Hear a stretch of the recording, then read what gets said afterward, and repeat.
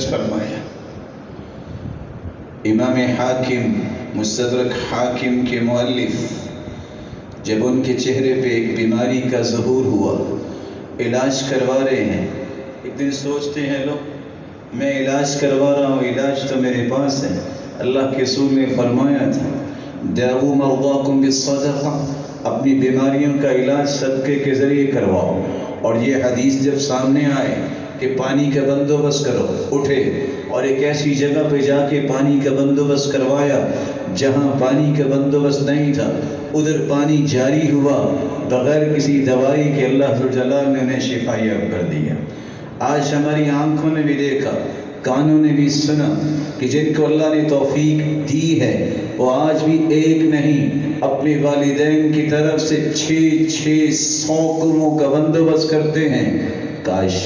کسی شخص کو آج بھی توفیق ملے کہ اس حدیث پہ عمل کرتے وقت 600 نہیں تو کم از کم ان 60 گھروں میں تو پانی پہنچانے کا بندوبست کرے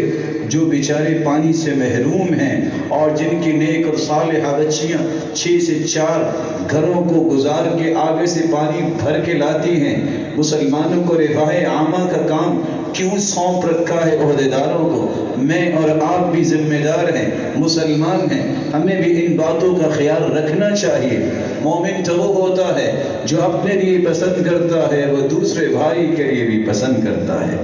آپ صلی اللہ علیہ وسلم نے رفاہ عامہ کا ایک 5واں کام بھی کیا، لوگوں کو کھانا کھلانے کا بندوبست کیا۔ بڑے لوگ تڑپتے تھے کرونا کے ایام میں، حج نہیں ہو رہا، حج کرنا چاہتا ہوں۔ ٹھیک ہے، تمنا بہت پیاری ہے، تم 20 سے 40 لاکھ روپیہ حج پہ لگاتے ہو، اللہ تمہیں اور وافر مال دے، لیکن اگر حج کا آپ نے اجر لینا ہے، بر الحج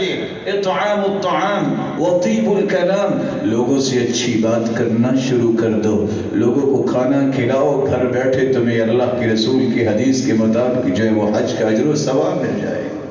سیدنا صہیب رضی اللہ تعالی عنہ فرماتے ہیں خیارکم من اطعم الطعام، اگر دنیا میں سب سے اعلیٰ انسان بننا چاہتے ہو تو تم لوگوں کو کھانا کھلایا کرو۔ رسول اللہ صلی اللہ علیہ وسلم نے فرمایا ان فی الجنۃ لغرفا یری ظاہرها من باطنها وباطنها من ظاہرها، جنت میں اللہ کرسٹل کے گھر بنائیں گے جس میں بیٹھے آپ پوری جنت کا نظارہ کر پائیں گے، اور جب جنت میں سیر کے لیے جائیں گے تو اپنے پورے گھر کو جہاں بھی ہوں گے وہاں سے دیکھ پائیں گے۔ اللہ کے پیارے پیغمبر یہ کس کے لیے گھر ہیں؟ فرمایا لمن الان الکلام، جس کی زبان میں نرمی آ جائے گی، واطعم الطعام، اس نے لوگوں کو کھانا کھلایا، وافش السلام، لوگوں کو سلام کہا اور سلام کو عام کیا، وصلی باللیل والناس نیام، لوگ تو سو رہے تھے اور یہ تہجد کے لیے کھڑا ہو جاتا تھا۔ رسول اللہ صلی اللہ علیہ وآلہ وسلم نے رفاہ عامہ کے ایک چھٹا کام بھی امت کو بتایا۔ آپ صلی اللہ علیہ وسلم نے فرمایا یتیموں کی کفالت کرو، انا وکافل الیتیم کہاتین فی الجنہ، جو کسی یتیم کی کفالت کرتا ہے اور اس کی ذمہ داری اٹھاتا ہے، میں اور وہ کفیل جو کفالت کرنے والا ہے جنت میں اس طرح ہوں گے جس طرح یہ 2 انگلیاں ہیں۔ آپ صلی اللہ علیہ وسلم نے ایک 7واں پہلو بھی بیان کیا، الساعی علی الارملة والمسکین کالمجاہد فی سبیل اللہ وکالقائم الذی لا یفطر وکالصائم الذی لا یفطر، جو کسی مسکین کا خیال کرتا ہے، بیوگان کا خیال کرتا ہے،